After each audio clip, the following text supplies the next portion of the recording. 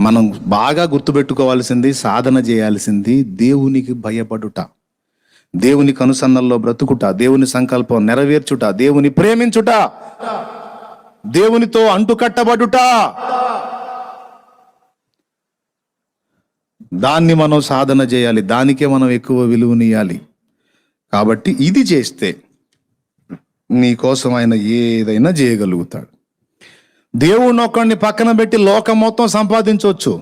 లోకం మొత్తం కట్టగట్టుకొని నీకు దేవుణ్ణి తెచ్చి ఇవ్వగలిగిద్దా? ఇచ్చిద్దా దేవుణ్ణి? లోకం ఇవ్వలేదు. వాడు అంటాడు, पैसा में परमात्मा है, कैसा है, किधर है? पैसा में है. हाँ, कौन बोले रे? कौन बोले पैसा में है बोल के?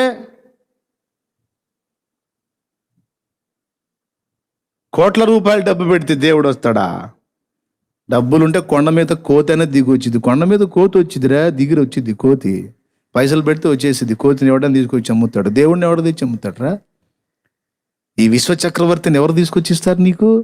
పైసలు తెచ్చిస్తాయా? ఏం తెచ్చిస్తారు? ఎవరు తెచ్చిస్తారు? ఏ అధికారాలు తెచ్చిస్తాయి దేవుణ్ణి?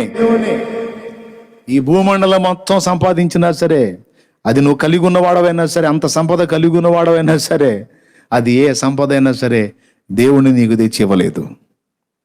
అదే ఒక్క దేవుణ్ణి నువ్వు సంపాదించగలిగితే, ఒక్క దేవుణ్ణి నువ్వు కలిగి ఉండగలిగితే, ఈ భూమండలం కాదు, ఈ విశ్వాన్ని తెచ్చి నీ కాళ్ళ దగ్గర పెట్టమంటే పెడతాడా ఒక్కడు? రాజుగారు పుట్టినరోజు